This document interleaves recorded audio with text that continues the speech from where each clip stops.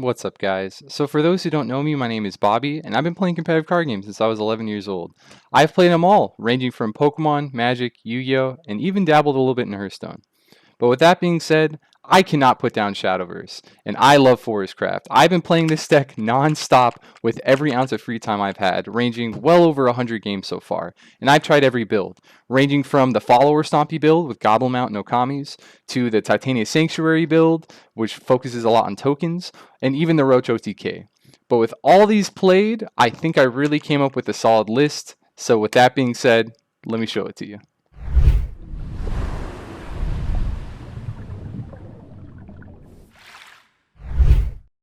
Getting right into the list, we're going to play 3 Bellringer. Bellringer is extremely strong. There's a reason why most decks plays it. It is a 0-2 ward, lets you draw a card, and then for 2 mana you can evolve it to do 2 damage to something. Overall, extremely strong, and I recommend you pick these up while they're only 15 apiece. Then we play 1 Fairy Circle. This deck is very tight. I would like to play 2, but I felt 1 was fine. I never found myself really missing the second one, and I feel like I do see this enough to be able to justify it at 1. So overall, very solid card. If you find something you don't like in the list, maybe adding a second one would be pretty nice. The next thing is going to be 3 Harvest Festival and 3 Maychild. Both these have a very special effects. A Harvest Festival when it's removed from the field, Maychild when it's bounced back to hand to get benefits. Maychild is going to ping down alot whenever you play it or bounce it to hand, it pings for 1. And Harvest Festival, whenever you bounce it back to hand, you get to draw a card. Or you can pay 1 mana to crack it, gain 1 life and draw a card.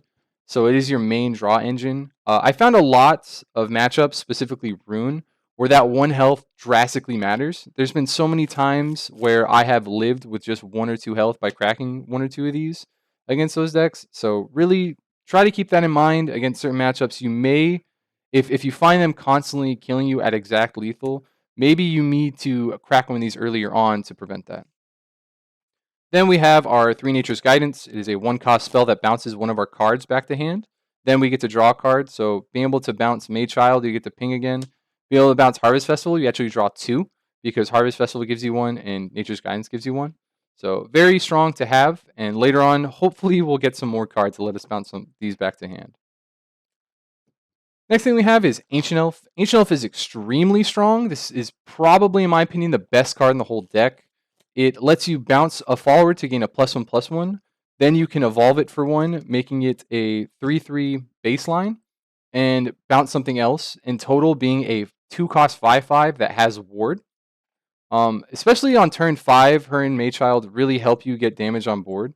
So to break it down, you can go 1 mana, play Elf Maychild, ping 1. 2 mana, 3 in total. To bounce Maychild, doing 1 again. 4 mana to play the Elf Maychild, pinging them 3. Evolving Ancient Elf, either by evolve points or by paying the mana. Let's say evolve point, bouncing Maychild, doing 4. Then playing Maychild the final time, doing 5 damage on turn 5 with a Evo point. So not only will you have a 1/1, but you also have a 5/5 with ward. Since it's evolved, you can attack with it right there. And you did 5 damage on their creatures. So overall, this is a very nasty combo, and Ancient Elf is going to be a card you really need for this deck. Let me pick this up real quick.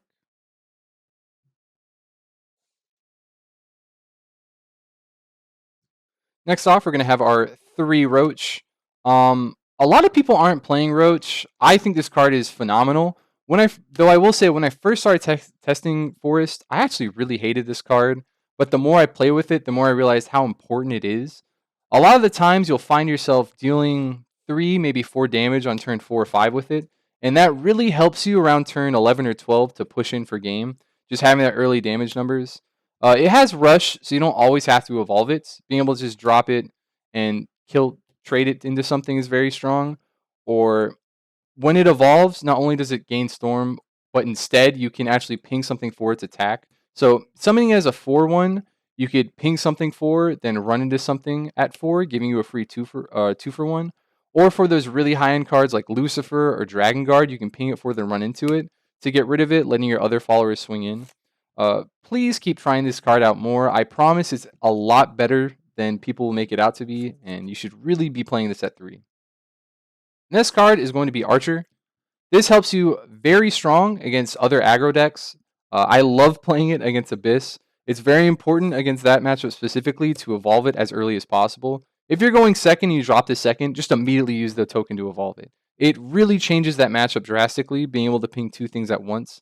But overall, extremely strong and has a lot of synergy with this deck. Specifically with Fairy Whisper. I love this card. If you look to change something about the list, this can be something to change. Something I would recommend you change it for if you do so would be Sylvan Justice. I personally like this more, but I understand the argument to why Sylvan Justice could be better. But a really strong part about it is getting more cards in the EX. There are so many times I can't find the Aria, but I have other ways of filling my EX, either through Fairy Whisper, through the 1 Fairy Circle, or through a couple other cards, such as our Elven Princess Mage to gain Wisps. Very, very strong in order to have other cards that put stuff in the EX to make that Rose Gardener more consistent. And even against other decks like Dragon, where aggro isn't as important, being able to drop this turn 2 and just start poking them for 2 damage with this in the token constantly really chips them down. So when they do hit you with Shenron to gain back the 5, it's not as punishing. But overall, I like it a lot. I recommend you try it before you swap it out. But if you do, I definitely understand. Then we have the 1 Woodkin Curse. I found this fine at 1. The one matchup I really want to see it is going to be Dragon to live the Genesis attack. The deck cycles a lot between constant draw power, as you can see, so I generally found it every time I needed it. It does help here and there against other matchups, but if you're playing correctly, you may not need it. And again, the deck is just really tight. It's hard finding other spots for a second one. Moving forward, we have our 2 3-drops. It's going to be a playset of Rose Gardener and a playset of Elven Princess Mage. Both these are 3-drop 3/3s that evolve into 4/4s, so it's really good getting Evo points with this deck. It goes really well with Evo points. Being able to Princess Mage on turn 3 Evo into 2 Wisps, then turn 4 summoning those 2 Whips to summon Rose Gardener and evolving her so you can get the combo effect to bounce a card and draw one is extremely strong. I do see a lot of people playing other 3-drops such as Noble Princess or Noble Fairy Princess. Yeah, Noble Fairy. That is a cool card. This deck specifically doesn't combo enough to really abuse the being able to get that effect off consistently. And as far as Rose Gardener, the being able to draw with combo 3, it's just a luxury to it. You don't always have to draw. There are a ton of times I drop it without drawing. So overall, I would recommend you keep this 3/3 line. You really don't need any more 3-drops. As far as the 4-drops, I just play the 1 Execute. The deck has a lot of removal already, so I generally don't need Execute that much. Though there are certain matchups, such as Sword and Rune, where this comes in very handy because it can pop any card. Being able to pop a banner when they attack is huge. There's been so many times where someone was trying to trade a follower into my Ancient Elf, then I'll just pop their banner on attack declaration, and immediately they lose that trade. As well as for Rune, specifically Earthright, their laboratories are very important to get rid of. If you don't, they're just going to keep gaining a ton of value, making golems every turn, and just eventually out-tempoing you. So this, as a 1-of, is very strong. You should be able to see it with the amount of cycling the deck does. And I would keep it at just 1, because we already have a lot of removal. Speaking of removal, we have our 2 Robin Hood. I love this card. I've wanted to play 3 of it so much. It helps a lot against Dragon. Being able to on-summon deal 4 damage, then pay 1 to deal another 4, in total 8 to anything. It's a really nice way of getting rid of the, I think it's Irenaeus, the Gandalf is what I like to call it for Rune. Killing Fafnir, killing Lucifer, just a really nice removal for bigger bodies. And it's still a 4/5, so they might struggle to deal with it. Overall, really good card. I want to play 3. The deck just doesn't have enough room for it. And if you, I feel like if you play right, 2 is enough. As far as our 6-drops, we have the princess herself, Arya. Really good card. She gives you a ton of fairies. If you are able to have Archer outs, specifically evolved, when you play her, you are going to ping 2 of their followers 4 damage. And if they somehow live, the tokens have Rush. So you are able to immediately start attacking with those tokens to clear out the rest of it. Then, it also gives your full EX board fairies, so you're set up for your main boss, Rose Queen. Very good card. We play only 2 Rose Queen because the deck needs to see its early game cards soon. Uh, you really can't afford your first 2 turns to just kind of pass and do nothing. You really want to start the board presence out strong. Again, the deck cycles a lot. I know I keep saying it, but it really does. You draw a ton of your cards during the game, so 2 is generally really nice. The only times I want a third one is if I open 1 or 2 of them and I have to mulligan, because the deck has no way of searching, and if you mulligan, you have no way of getting those bottom cards. You just have to remember what cards they are and just know you're not going to have them that game. The last 2 cards we play is going to be our Silverbolts. I love this card. This is more of a finisher than Rose Queen. I generally will use Rose Queen as a way to either chip away to threaten game on the next turn with their Thornburst, but also just using the Thornburst to pop their creatures, letting you draw a card for each one of them, so that way Silverbolt can actually finish them off, or Roach can put them in the range to use Silverbolt to finish them off. So overall, I like 2 of them. If you play one, I understand. There are times where you could pass with a lot of mana floating.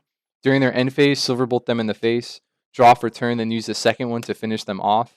So being a quick, very strong, and that's not the riskiest play, because if it comes down to it, you can still Silverbolt their creature, whatever they summon, and it gives you back a card. So it's very nice. I like it as a 2 of.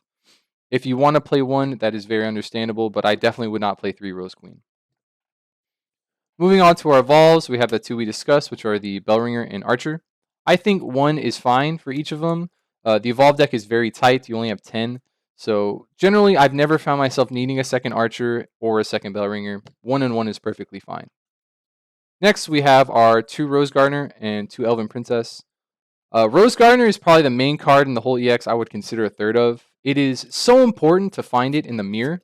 Being able to bounce their Rose Gardener, then they play it, and it's just kind of like a pass, keep bouncing. Having that third one to be able to finally bounce their Rose Gardener makes the Rose Gardener really not that good.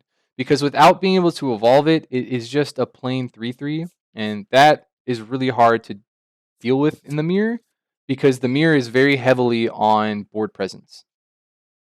Elven Princess Mage is very nice. Like we said, she gives you the 2 Wisps. It helps with combo effects, such as Rose Gardener. Helps beef up your Roach.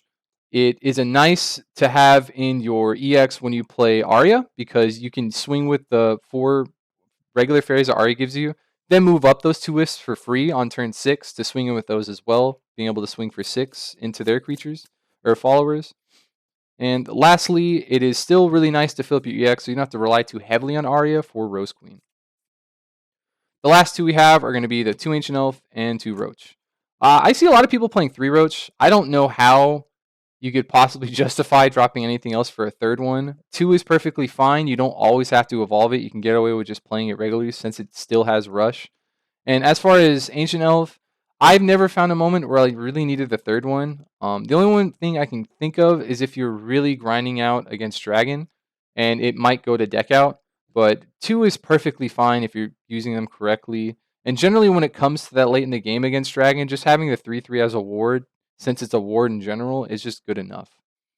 But with that being said, this is the deck list I have been playing for the past couple of days.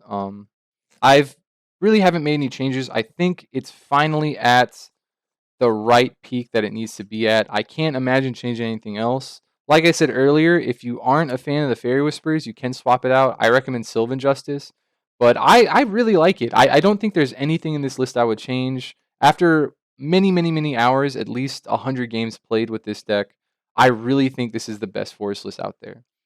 So I'm going to be trying to do more videos. I'll try to record some matches with some people I remote duel with on the Discord.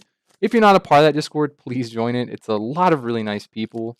And if you have anything you want to ask about the deck, or if you feel like I should be playing something, please mention in the comments. I'd love to have a real debate on deck building. I love theory crafting this game. And overall, if you guys ever want to play, I'll be on there. And thank you so much for your time. I appreciate you guys checking out this video. Y'all have a good day.